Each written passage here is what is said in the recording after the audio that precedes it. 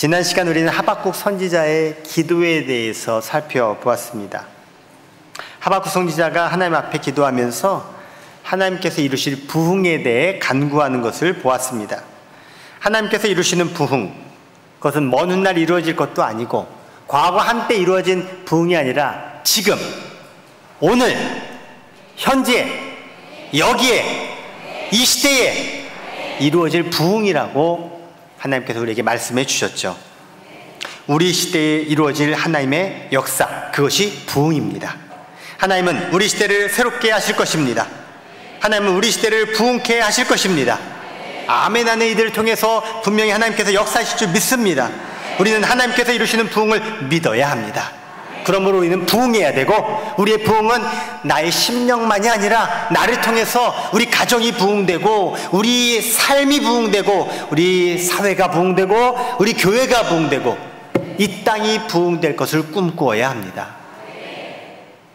아무것도 남지 않은 가운데, 아니 처절히 다 멸망당한 가운데 부흥을 이야기하고 있는 게 하박국 선지자의 부흥이라고 했잖아요. 지금 우리는 가진 것도 많습니다. 존재하는 것도 많습니다. 그렇게 처참한 상태 아닙니다. 그렇다면 하박국 선지자가 지금 외치고 있는 그 부흥은 오늘 우리에게는 너무 먼 이야기가 절대 아니라는 거예요. 뭐가 부흥되겠어? 부흥 같은 게 있어? 우리 그렇게 체념하듯 생각할 것이 아니라, 그렇다, 하나님께서 그 황무지와 같은 곳에서 꽃을 피우고 사막과 같은 곳에서 강을 내신 하나님이시니까 우리 가운데도 부흥케 하실 것을 믿으시기 바랍니다. 그 믿음을 가지고 우리가 함께 이 땅에 하나님께서 이루실 그 새로운 부흥의 시대를 열어가는 주역들이 되시기를 주의 이름으로 축원합니다. 이런 사람이 있어요. 되면 좋고 안 돼도 그만이고 뭐, 이렇게 생각하면서 살아가는 사람이 있어요. 또 이런 사람이 있어요. 꼭 이루어졌으면 좋겠다 간절한 마음으로 사모하면서 무엇인가를 막 열망하는 사람이 있어요. 자, 여러분이 볼 때 두 사람 중에 누가 더 행복할까요? 또 하나의 케이스 알려드릴게요. 제 3자가 봤을 때 별로 힘든 일이 아니에요. 근데 그 힘들지 않은 일하면서 맨날 힘들어 죽겠어, 왜 내가 이런 일을 해야 돼, 아유 진짜 내 인생 왜 이래, 왜 이렇게 살지, 아유 이래서 싫어, 이런 사람이 있고요. 제 3자가 봤을 때 와, 이 사람 너무 힘들다, 이래가지고 과연 버텨낼까 싶은 그 누군가가요, 힘듦에도 바쁨에도 불구하고 얼굴에 보면 늘 미소가 있어요. 웃음이 있고, 그리고 기대감에 차 있어요. 그래, 지금 힘들지만, 내가 지금 힘겹게 살아가지만 이것을 통과하고 나면 좋은 날이 올 거야. 좋은 결과가 이루어질 거야. 내가 이 과정을 통해서 무언가 좋은 성과가 있을 거야. 그래, 내가 배우는 게 있을 거고 성장하게 될 거고, 그래, 이렇게 생각한 사람이 있어요. 자, 그다음 둘 중에 누가 더 행복할까요?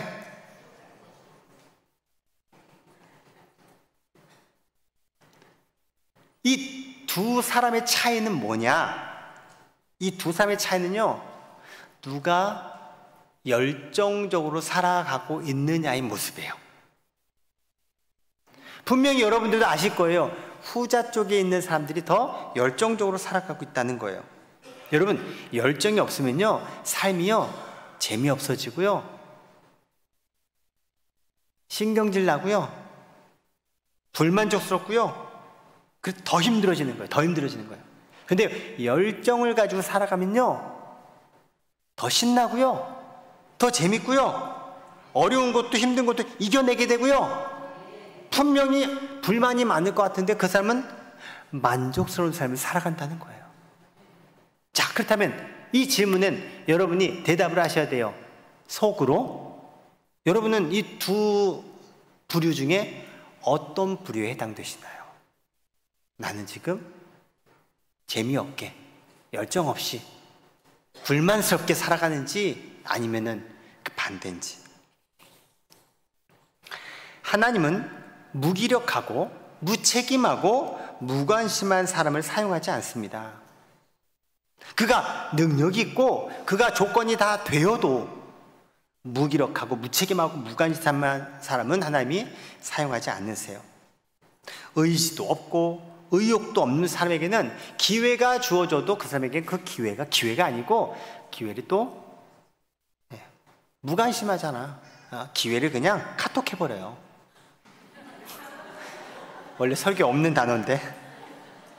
오히려 하나님은 조금은 무능력해도, 조금은 좀 무지해도 열정 있는 사람, 소망 가진 사람, 하고자 하는 사람을 사용하신다는 거예요. 왠지 아세요? 하나님이 보시는 관점은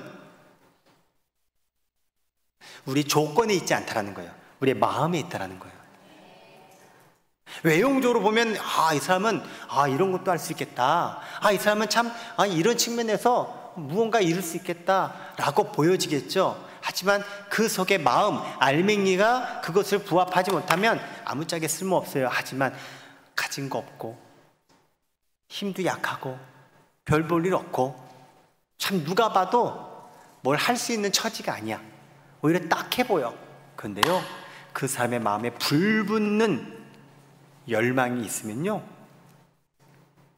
그 환경과 그 조건을 뛰어넘을 확률이 높다라는 거예요.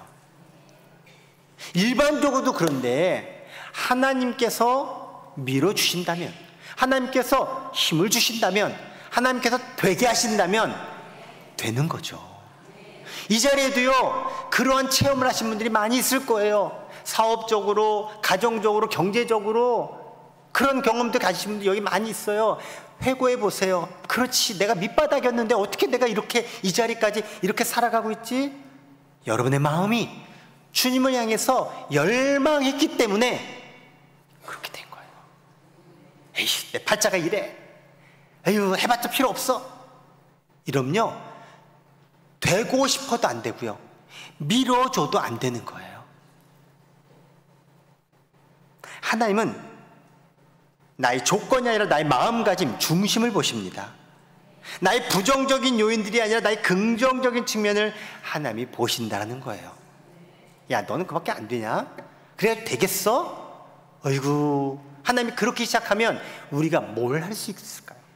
그런데 하나님은 아니에요. 아무리 다른 사람은 손가락질 하는 내 모습이라 할지라도 하나님은 아니야, 너 할 수 있어, 너 해봐, 내가 도와줄게. 나에게 있는 긍정적인 측면을 보셔서 그것을 일으키신다는 거예요. 이게 바로 하나님의 시선이에요. 따라합시다. 하나님은 긍정적인 내 모습을 보신다. 누구나 다 빛과 어둠이 있습니다. 잘하는 것, 또 잘된 것이 있는 반면 못하는 것, 약점, 또 실수도 있는 법이에요. 보통 세상에서는 잘된 점, 좋은 점을 이야기합니까? 못하는 점, 안 된 점을 보통 이야기합니까? 보세요. TV 보세요. 어떻게든 뭐만 잡히면 그냥 와. 근데 그거는 좀 그 사람들이 좀 과대한 거고, 그렇지 않아도요, 일반적으로 보면 저는 누군가로부터 좋은 얘기를 듣는 것보단 안 좋은 얘기를 더 많이 들어요. 그래서 제가 그 사람을 모를 때는 선입견이 생기는 거예요. 그 사람이 그래요? 그렇단 말이야? 이런 선입견이 나도 모르게 생겨요. 왜? 부정적인 얘기만 들으니까. 근데 제가 그 사람을 알게 되고 겪어보면서 아니라는 걸 알게 돼요. 그리고 오히려 그 안 좋은 점이 빙산의 일각이고 실제로는 괜찮은 게 너무 많아. 근데 사람들은 무엇을 얘기하느냐? 부정적인 얘기를 한다는 거예요. 그래서 이 말하는 그 입을 어떻게 못하잖아요. 내가 할 수 있는 건 뭐예요? 그 사람이 입을 어떻게 못하니까 내 귀를 막아야 돼. 내 귀 조절을 해야 되는 거예요. 가려서 듣고 잘 소화를 해야 되는 거예요. 세상은 그리고 많은 사람들은 그게 뭐 여러 가지 뭐 심보 문제이든 뭐 가치관의 문제이든 아무튼 그래서 긍정적인 게 아니라 부정적인 것을 자꾸 보려고 한다는 거예요. 근데 우리 하나님은 정반대예요. 좋은 것 보시고 좋은 것을 칭찬하시고 좋은 것을 더 극대화시켜 주십니다. 우리는 주님을 믿는 사람이고 주님을 따르는 입장에서 세상의 시선을 가지고 있어야 될까요? 하나님의 시선을 가지고 있어야 될까요? 하나님의 시선을 가지고 긍정적으로 바라보시고 긍정적인 측면으로 독려하시고 격려하시고 칭찬하며 살아가시길 축복합니다. 해볼까요? 옆에 분에게 얘기해 주세요. 나는 당신의 긍정적인 측면만 보겠습니다. 한 번 더 얘기해 주세요. 나는 당신의 긍정적인 측면만 이야기하겠습니다.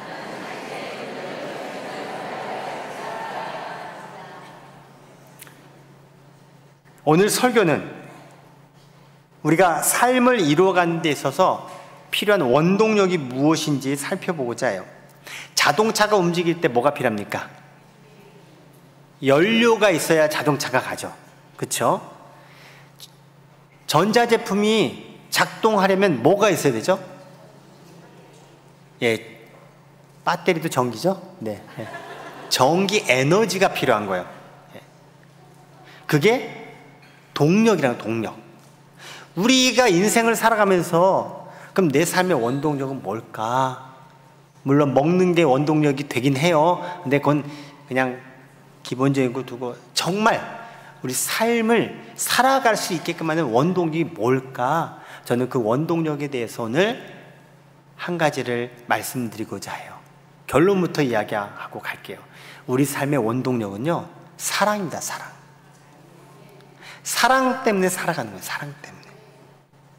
성경에도요, 하나님을 사랑한 사람들, 그리고 사랑했기 때문에 삶을 만들어간 사람들의 이야기가 참 많이 등장해요. 그 중에 여러분들이 익히 아는 사람들, 인물들로 제가 몇 명을 소개할게요. 다윗 하면 떠오르는 또 다른 대상자 있죠. 골리앗. 다윗과 골리앗 아시죠? 다윗이 블레셋 장수 골리앗을 무찌른 이야기. 자, 이게 어떻게 가능했느냐? 다윗은 목동이었습니다. 양을 치는 목동. 양을 치다 보니까 맹수가 양을 공격을 해요. 그럼 그 맹수가 달려들면은 목동이 뭘 해야 되느냐? 걸음한다, 살려라! 도망가면 양들이 큰일 나잖아. 양을 지켜야 되는 거예요. 그래서 양을 지키기 위한 여러 가지 방법들을 이 다윗이 강구하면서 물매라고 하는 것을 이제 연습을 해요. 혹시 물매 해보신 적 계세요? 옛날에 우리 물매 같은 거 했나요? 모르겠어요. 제가 기독교 역사 박물관에 가니까 이 물매 체험하는 게 있어서 실제로 이렇게 돌멩이를 넣고 물매를 이렇게 돌려봤어요. 그래가지고 표적을 촥 맞췄게요? 못 맞췄게요? 당연히 못 맞춰요. 그럼 어떻게 맞춰? 이건 엄청 어렵습니다. 차라리 던져서 맞히는 게 더 확률이 높아요. 그렇다고 맞는 것도 아니지만 제가 몇 번 했는데 한 번도 못 맞췄어요. 그리고 이제 거기 관장님이 제가 해보겠습니다 하고 하는데 우와! 맞추시는 거야. 우와! 이유가 뭘까요? 예? 그분은 엄청 연습하시더라고. 예. 맞아요. 다윗이 맹수들에게 뭔가를 공격할 수 있도록 이 물매 연습을 엄청 한 거예요. 자, 엄청 연습하는 걸 여러분들이 한번 반응해 주세요. 10번? 100번? 300번? 몇 번이요? 수만 번. 그렇죠. 아마 엄청 연습했을 거예요. 엄청. 그리고 실제로 그렇게 맹수와 싸우기도 하고, 뭐 물매 가지고 안 되면 뭐 어떤 방법이든 아무튼 양들을 지키기 위해서 그렇게 다윗이 살아왔어요. 그러면서 다윗은 알았어요. 야, 하나님 나를 지켜주고 계시는구나. 생각해봐요. 곰하고 싸워서 어떻게 이겨요? 근데 곰을 이겨요. 사자를 이겨요. 이것은 하나님이 이기게 하신 거예요.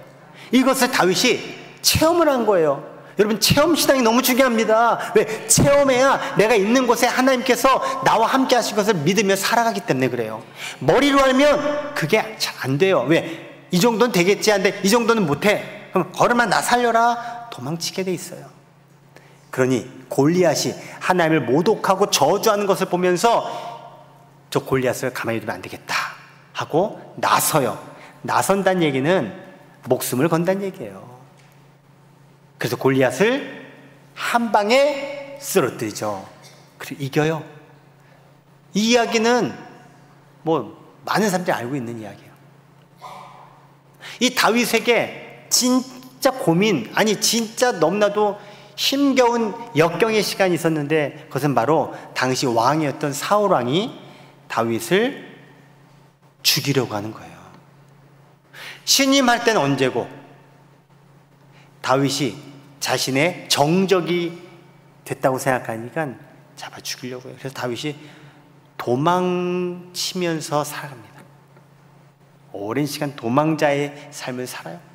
그런데도요, 그 도망하는 인생 속에서도 다윗은 하나님께 원망하거나 사울을 저주하지 않아요. 하나님께서 기름 부어 세우신 왕을, 비록 저 왕이 악한 왕일지라도 내가 하나님이 되어 저 왕을 해하게 하는 건 그건 하나님을 거역하는 거라는 믿음을 가지고 도망은 칠지언정 사울과 맞짱 뜨고 그렇게 안 해요. 하나님께서 모든 상황을 아시고 분명 왕의 불의함과 나의 의로움을 아시니 하나님께서 선악간에 판단해 주실 줄 믿습니다 하고 그렇게 살아요. 결국 어떻게 됩니까? 하나님께서 사울 왕은 전쟁에서 죽게 하시고 다윗을 뒤이어 왕이 되게 하세요. 이제 다윗이 왕이 됐어요. 왕이 된 다음 다윗이 가장 먼저 한 일이 법궤를 모시고 오는 거였어요. 근데 이 법궤를 모시고 오면서 방법을 잘못 취해서 그만 수레에 법궤를 모시고 오다가 그 수레가 엎어질 위기에 웃사라는 사람이 법궤를 땅에 떨어지면 안 되잖아요. 깨지면 안 되잖아요. 그래서 잡았어요. 근데 그 자리에서 직살해버려요. 하나님 방법대로, 말씀대로 옮겼어야 되는 것을 뒤늦게 알고 이제 제사장이 어깨에 메고 법궤가 들어오는데 다윗이 너무 좋은 거예요. 저 좋아 보이지 않아요? 바운스 바운스? 네? 지금 다윗이 너무 좋으니까 아까도 보니까 찬양 부르는데 막 들썩들썩 대시면서 찬양을 부르더라고요. 그게 너무 감사하고 감격스럽고 좋은 거예요. 네? 신나는 거예요. 지금 다윗이 막 그렇게 오늘 성경에 보니까 뛰놀며 춤추며 찬양을 부르는 거예요. 한두 곡이 아니라 1, 20분이 아니라 그냥 계속 그 법궤 본 순간부터 계속 들어오는 동안에 내내 이 모습을 부인 미갈이 봐요. 창 너머 속으로 저 인간 미쳤다. 그러면서 이제 다윗 왕을 만나서는 이렇게 이야기를 하는 거예요. 아이고, 왕이 돼가지고 체면 없이 방정 맞기 이게 뭡니까? 사람들이 다 보는데 건달패처럼 맨살 드러내고 춤추듯 신하들의 아내들이 보고 이 꼴을 보고 임금님의 채통이 뭡니까? 이게 어떻게 된 겁니까? 이러면서 다윗을 꾸지람을 주고 멸시하고 핀잔을 준 거예요. 이 미갈의 행동에 대해서 성경은 이렇게 이야기합니다. 미갈이 자식을 낳지 못했다. 하나님이 자식을 주지 않으신 거예요. 왜요? 다윗이 춤추고 뛰놀고 찬양한 건 다른 게 아니에요. 그만큼 하나님을 사랑하면서 하나님께 자기의 마음을 막 표현한 거예요. 하나님 그걸 다 아시기에 그 외형적인 모습을 보지 않으신 거예요. 오히려 다윗을 두둔하시고 다윗을 위한 행동을 하신 거예요. 하나님은 다윗을 멸시했던 부인 미갈을 미워하셨습니다. 그만큼 하나님은 다윗을 사랑하셨고 당연히 다윗도 하나님을 너무너무 사랑한 사람이었어요.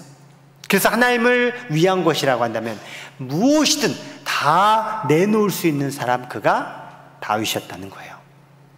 자, 다윗이 이와 같이 행동한 이유는 뭐겠습니까? 하나님을 사랑했기 때문입니다. 바벨론의 느부갓네살 왕이 예루살렘에 쳐들어와 성을 포위하고 유다를 멸망시켰어요. 그리고 왕과 귀족의 자손들 중에 흠이 없고 용모가 잘생기고 모든 일을 지혜롭게 처리할 수 있고 지식이 있고 통찰력이 있고 이제 왕을 모실 만한 능력이 있는 소년들을 선발했어요. 그들에게 바벨론의 언어와 문학을 가르치겠습니다. 그리고 3년 동안 음식과 포도주를 왕이 직접 하사해서 그것을 먹게끔 했습니다. 특혜를 받은 거예요. 왜요? 나중에 이들이 왕을 시중드는 역할을 하기 위해서 준비시킨 겁니다. 그들 중에 선발된 이가 있으니 그가 다니엘입니다. 이 다니엘이 왕이 내린 음식과 포도주를 먹지 않겠다고 거절해요. 그리고 그것을 주관하는 환관장에게 저에게는요 물과 채소만 주십시오 하면서 간청을 합니다. 보세요. 포로 신세에 있는 사람이 감히 왕의 명령 앞에 안 하겠다, 못 하겠다, 이렇게 해달라, 말이 돼야 안 돼요? 돼요? 뭐가지지. 말이 안 되는 거예요. 근데 이 제안을, 이 간청을 다니엘이 하고서 환관장이 어떻게 행동했는지 성경이 이야기해 주셨어요. 성경이 뭐라고 얘기했느냐? 하나님은 다니엘로 하여금 환관장으로부터 은혜와 호의와 긍휼을 입게 하셨다. 하나님이 환관장의 마음을 움직이셔서 말도 안 되는 것을 듣게 해주셨다는 거예요.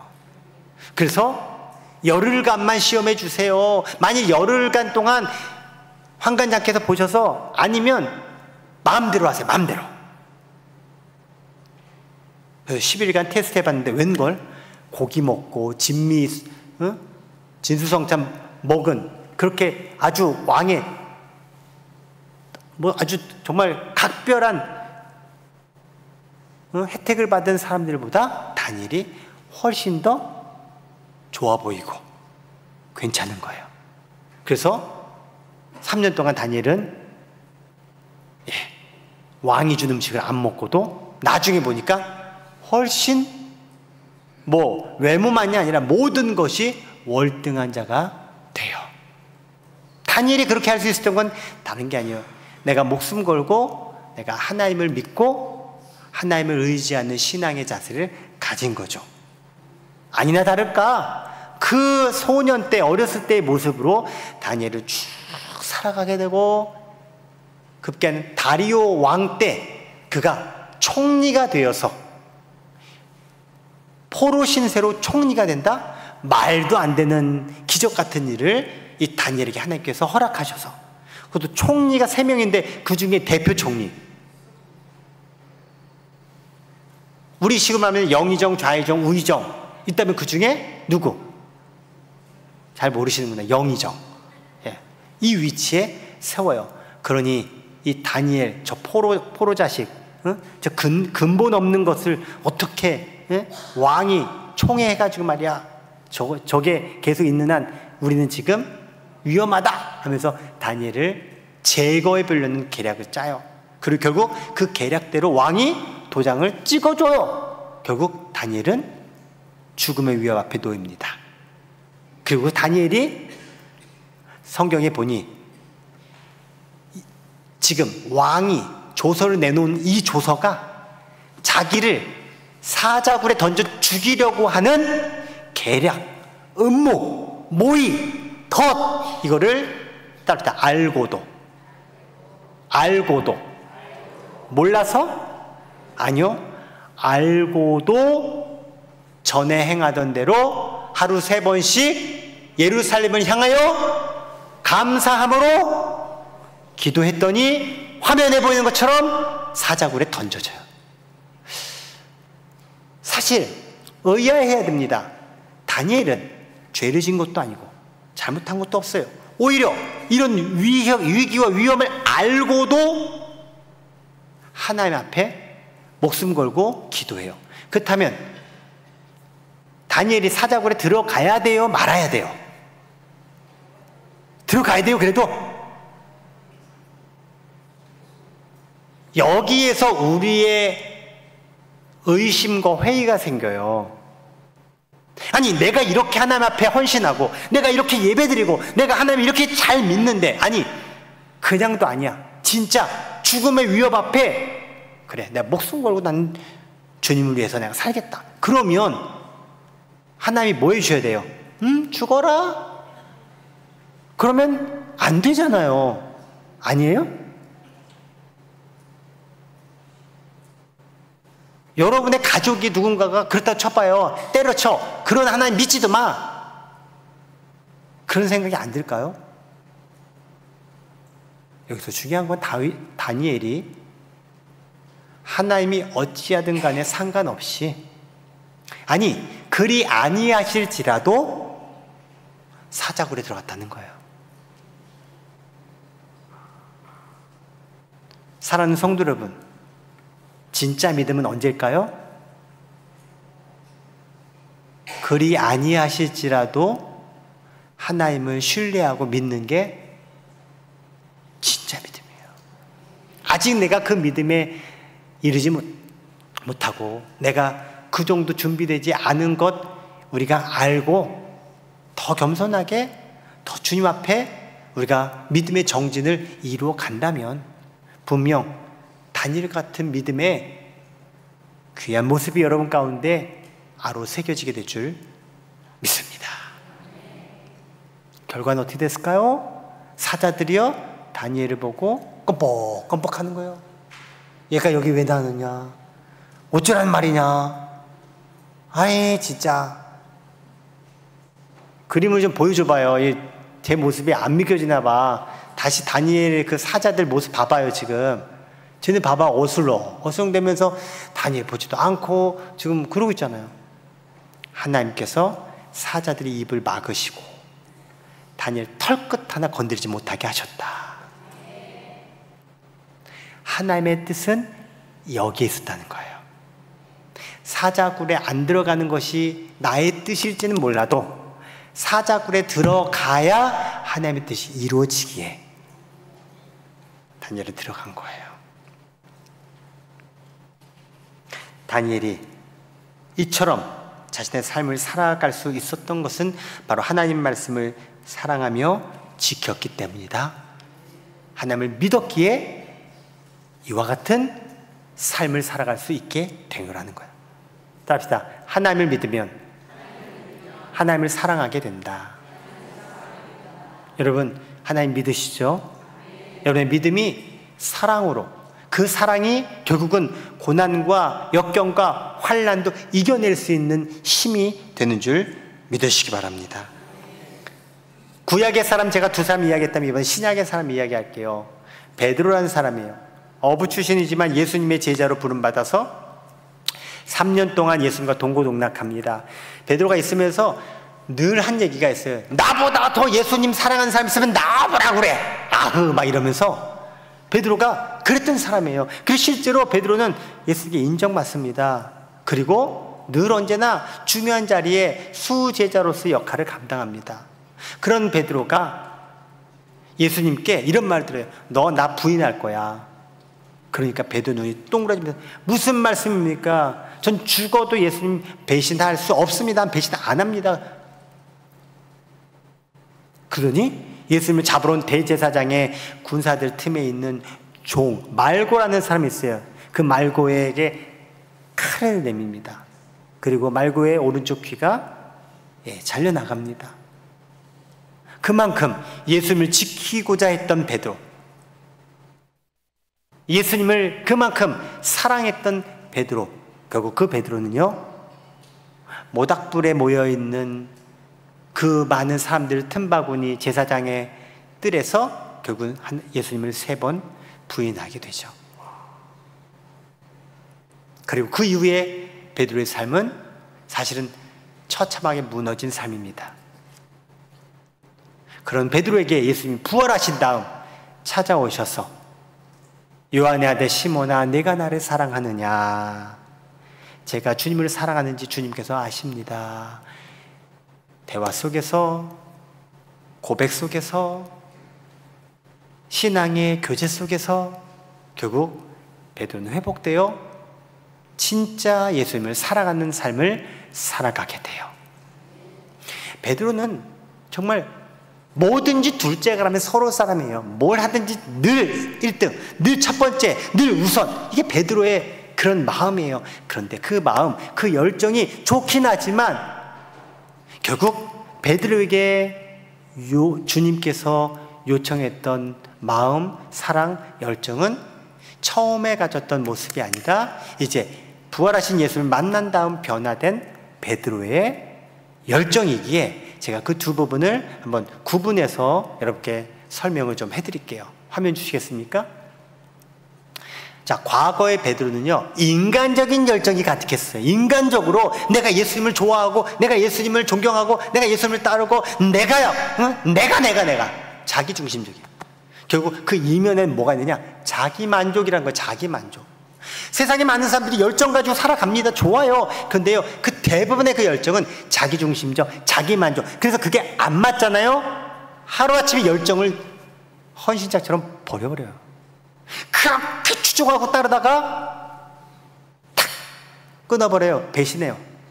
그게 인간적인 열정이에요. 그게 베드로의 모습이었기에 베드로가 결국은 예수님을 부인하고 배신했던 거예요. 그런데 이 베드로가 부활하신 예수님을 만난 다음 어떻게 달라졌느냐? 열정은 그대로예요. 기질은 그대로예요. 근데 그 기질의 방향이 달라졌어요. 자기 자신을 향한 자기중심적인 그 열정이 주님 중심적으로, 주님을 위해서 나를 희생하는 신앙적인 열정으로 바뀐 거예요. 바라기는 여러분 안에 있는 열정이 신앙적인 열정으로 불타오르기를 주님의 이름으로 축원합니다. 오늘 본문에서 예수님이 하신 말씀 30절의 말씀을 읽어보도록 할게요. 시작. 내 마음을 다하고 목숨을 다하고 뜻을 다하고 힘을 다하여 주 너의 하나님을 사랑하라. 아멘.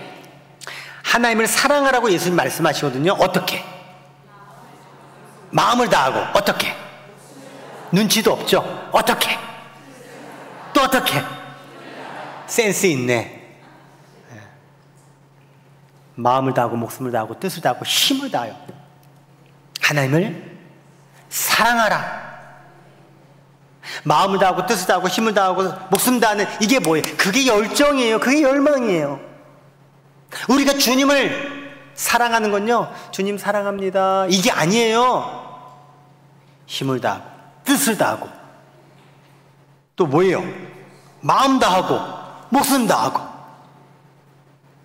그렇게 주님을 사랑하면 주님께서 내가 살아가는 모든 삶에 필요한 것들을 공급해 주신다.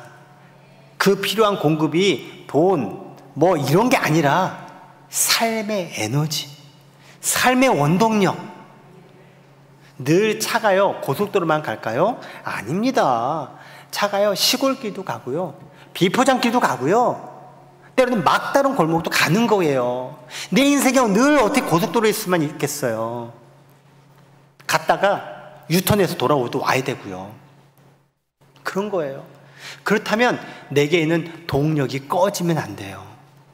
누구든 내가 원한 대로 안 되면 동력이 꺼집니다. 뭔가 실망하면 동력이 꺼지게 돼 있어요.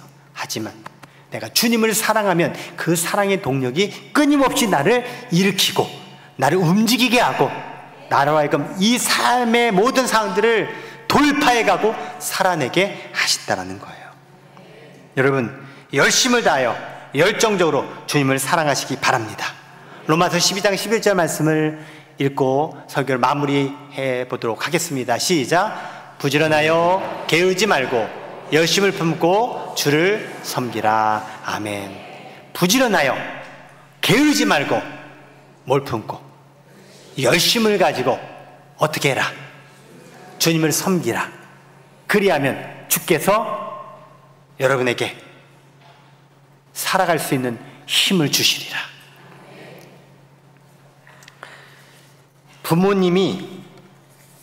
세상의 부모님이 폐륜적인 부모 말고 보통 일반적인 부모님이 위대한 존재들입니다. 왜 세상의 부모님들이 위대할까요? 그것은 자녀를 사랑하기 때문에 그렇습니다. 사랑하기 때문에, 희생하기 때문에 그렇습니다.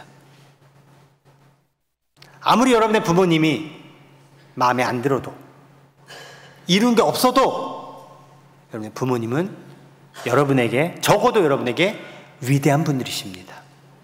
그분이 없었다면 오늘의 내가 존재하지도 못했을 뿐만 아니라 살아갈 수도 없었을 거예요.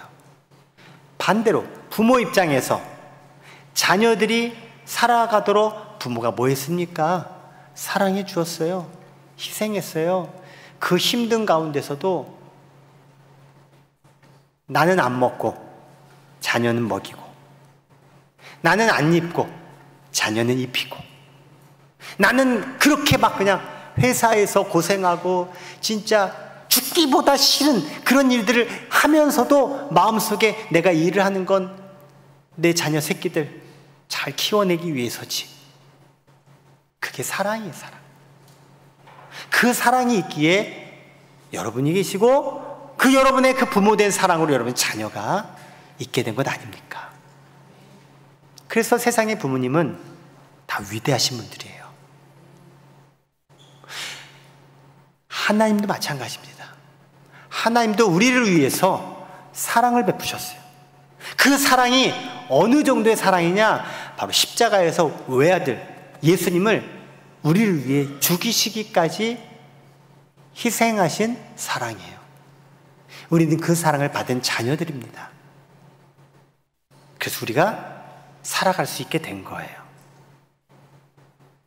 우리가 험난한 인생, 힘겨운 삶, 비록 그럴지라도 주님의 사랑이 내게 있음을 여러분들 꼭 기억하시면서 그 사랑의 힘으로, 그 사랑의 동력으로 여러분의 삶을 전진하며 헤쳐가며 주님께서 여러분의 삶을 이루어가시는 복된 삶이 되시기를 주의 이름으로 축원합니다. 사랑하면 열심을 내게 되어 있습니다. 사랑하면 지치지 않게 됩니다. 끊임없이 사랑 가운데 내가 살아갈 수 있는 원동력 얻게 되고 그 사랑으로 주님과 함께 더불어 내게 있는 모든 삶의 여정을 아름답게 이루어가는 저와 여러분 되기를 주의 이름으로 축원합니다.